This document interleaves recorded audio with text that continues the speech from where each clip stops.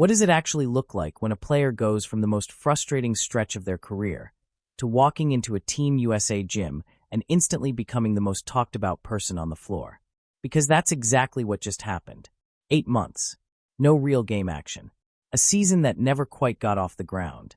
Questions building everywhere. About health, about rhythm, about whether that same explosive version would even come back the same. And then as she shows up, not easing into it, not testing the waters, not playing it safe, hitting shots like nothing ever happened, pushing the pace like she never left, making veteran players stop for a second and look at each other like something feels different this time. And here's the part that nobody saw coming. This didn't look like a comeback. It looked like an upgrade. Because behind all of this, behind the highlights, behind the confidence, behind the reactions from teammates, there's a much bigger story that most people haven't really unpacked yet. What actually changed during those 8 months? What did that brutal stretch of injuries really do to her mentally? And why are people around Team USA quietly starting to believe this version might be even more dangerous than before? That's where this story gets interesting. Picture this for a second. You come into the league with momentum. Confidence is high. Everything feels like it's lining up exactly the way it should. And then it starts. One injury, then another. And just when it feels like you're finally getting back into rhythm, something else goes wrong again. That was the reality of her 2025 season. It wasn't one clean setback where you know the timeline, trust the process, and circle a return date on the calendar. It was uncertainty, constant stops and starts, progress followed by frustration. And that kind of cycle doesn't just affect your body. It slowly starts to mess with your mind. Because physically, you can rehab. Mentally, that's where it gets complicated. Every time you think you're close, you hesitate. Every movement comes with a question. Every push feels like a risk. And over time, that doubt starts to build in a way most fans never really see. She even admitted it. Not in a dramatic way. Not for attention. Just honestly. It got into her head. And when a player like that, someone known for confidence, rhythm, and control, starts feeling that kind of mental weight, it changes everything. Because now it's not just about getting healthy. It's about trusting yourself again. And here's what made it even harder. She wasn't just missing games. She was watching. Watching her team play without her. Watching the flow of the game continue. Watching everything she used to control happen from the sidelines. Or worse, from home. That's a different kind of frustration. Because you're not just dealing with injury. You're dealing with distance.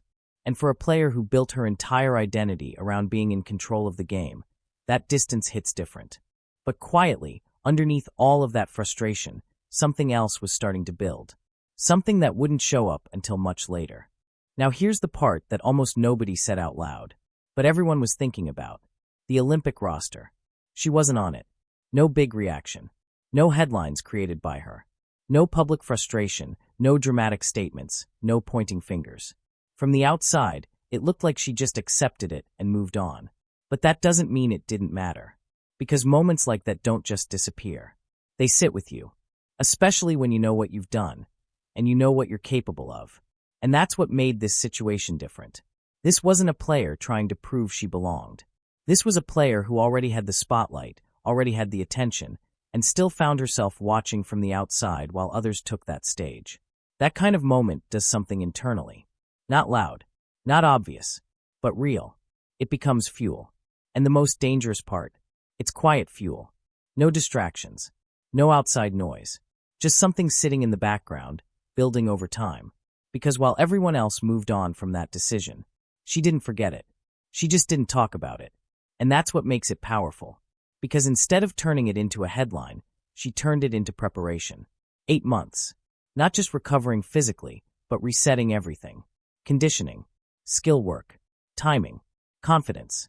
All of it being rebuilt without the pressure of games, without the noise of the season. And when you combine that kind of focused work with something to prove that nobody hears you talk about, that's when things start to shift. So when she walked into that Team USA gym this time, it wasn't just another camp. It wasn't just another opportunity. It was something she had been quietly building toward for a long time. And the difference showed immediately. Here's what made this whole situation feel different right away. Most players coming back from a long layoff follow the same pattern. They ease into it. They test their body. Take safer shots. Move a little more cautiously.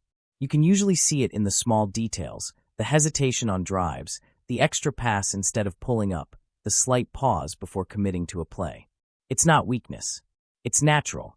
Your body remembers what happened, even if you say you're ready. But that's not what this looked like. From the first sessions at camp, there was no hesitation. No second-guessing. No, let me see how this feels. It was immediate. Shots going up without doubt. Footwork clean. Decisions quick. The pace, fast, controlled, confident. Not a player trying to return, but a player taking control. And that's what caught people off guard. Because everyone expected some version of a slow ramp-up. Instead, they got intensity. You could see it in the drills. The way she stepped into shots. The way she pushed transitions. The way she handled the ball like the rhythm never left. It didn't look like someone rebuilding confidence. It looked like someone who already had it. And maybe the most telling part. She wasn't just making plays.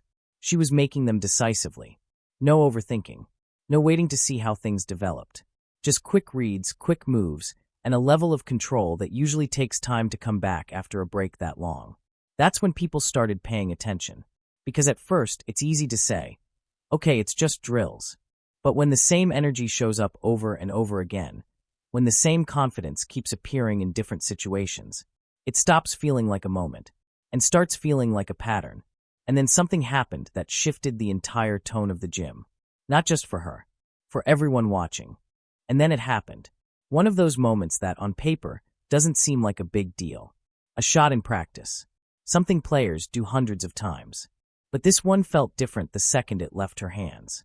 Clean release. No hesitation. Confident footwork into the shot. And when it dropped, the reaction wasn't normal. It wasn't quiet. It wasn't just a couple of nods or a quick reset back into the drill. The gym lit up. Teammates reacting instantly. Energy rising. That kind of natural, unforced hype you usually only see in real games, not practice reps.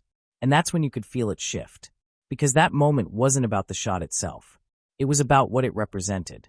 Up until then, you could still frame everything as a strong return. A player looking good after time off. Encouraging signs. But after that, it started to feel like something more. That shot told everyone in that gym one simple thing.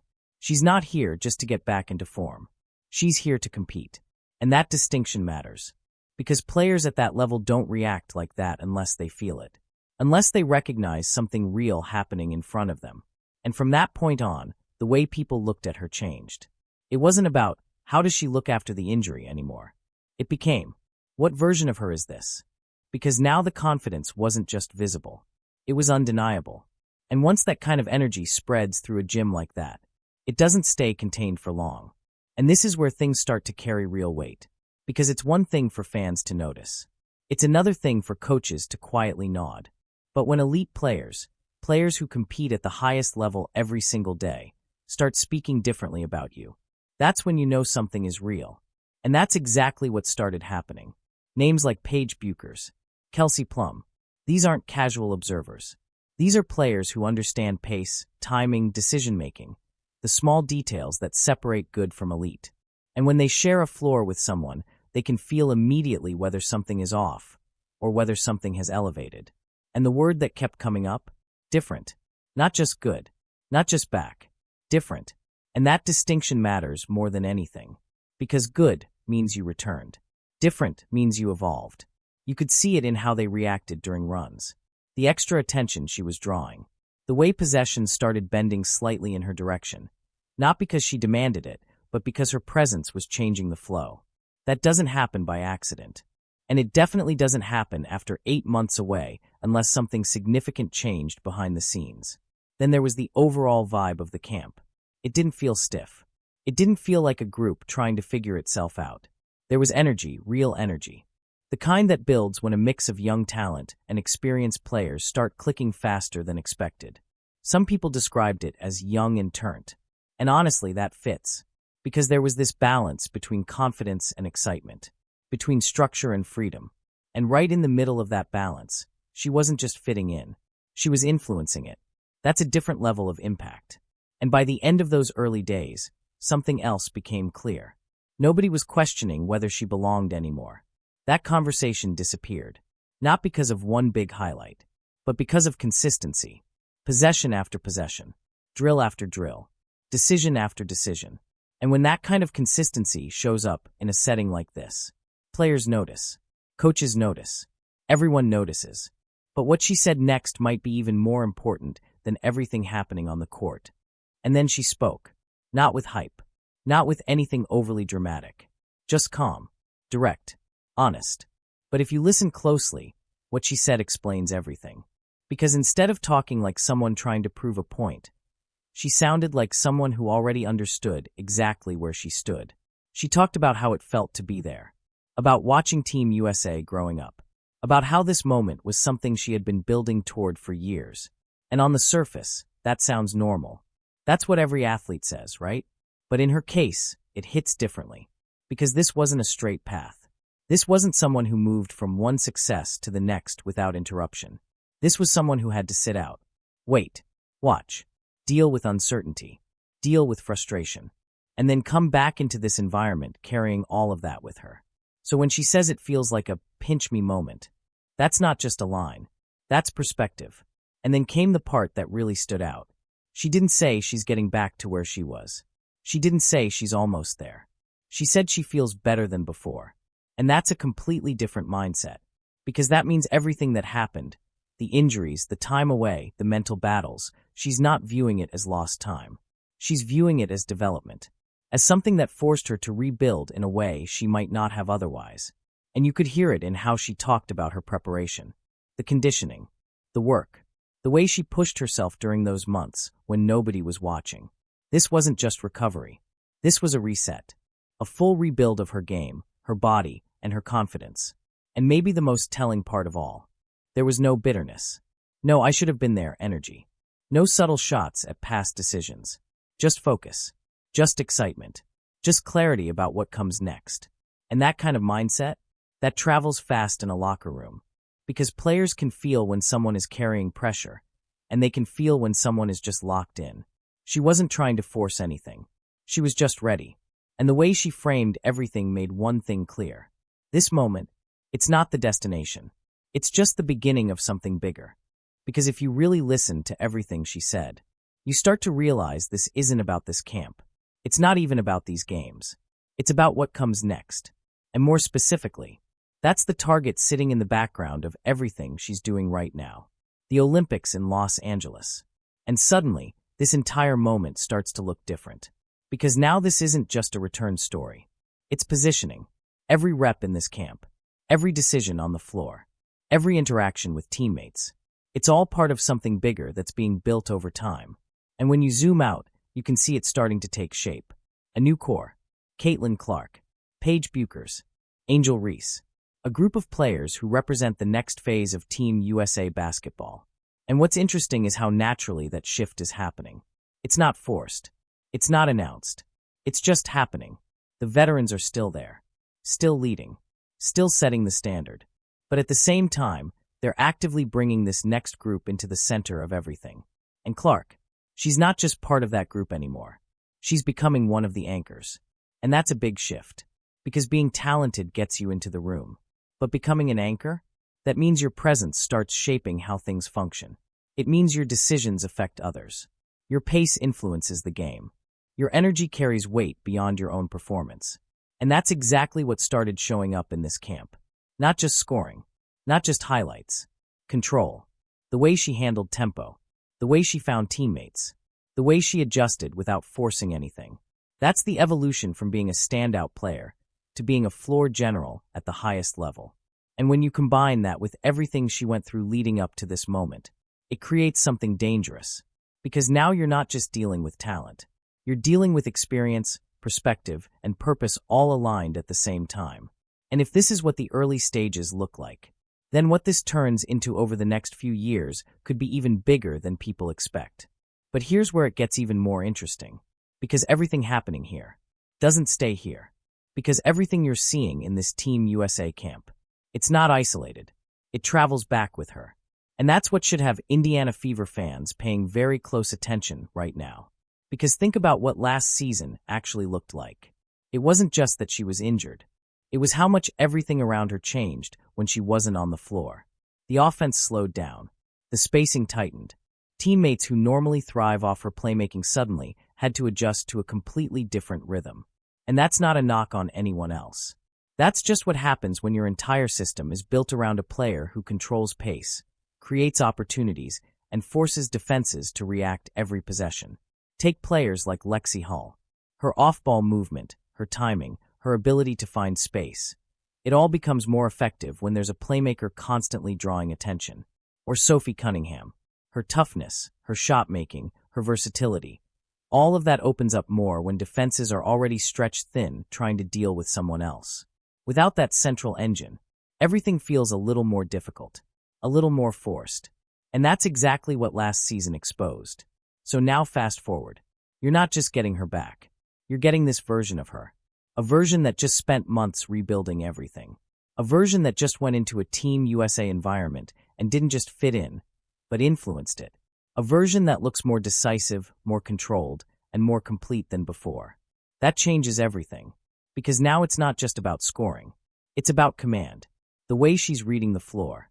The speed of her decisions. The balance between creating for herself and setting up others. That's what elevates an entire team. And there's another layer to this that people don't always talk about. Leadership. Not the loud, emotional kind. The steady kind. The way she's handled things off the court, whether it's team dynamics, bigger league conversations, or just staying focused publicly. That tells you something about how she carries herself inside a locker room. And that matters over a long season. Because talent wins games. But stability builds consistency. And when you combine that with everything she's showing right now, you start to see the bigger picture. 2025 might have felt like a lost chapter.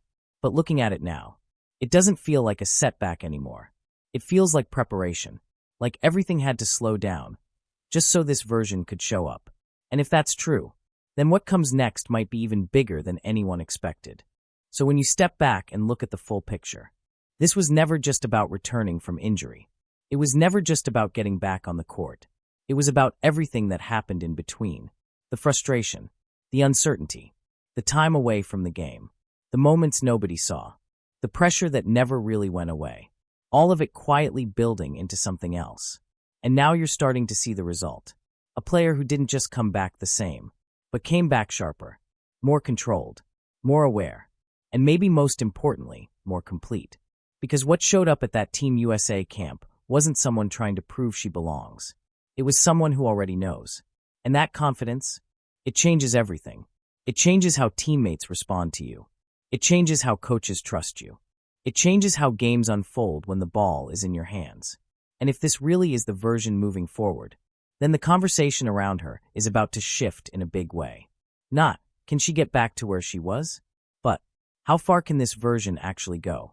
So now the real question is this the version that takes over Team USA in the next few years?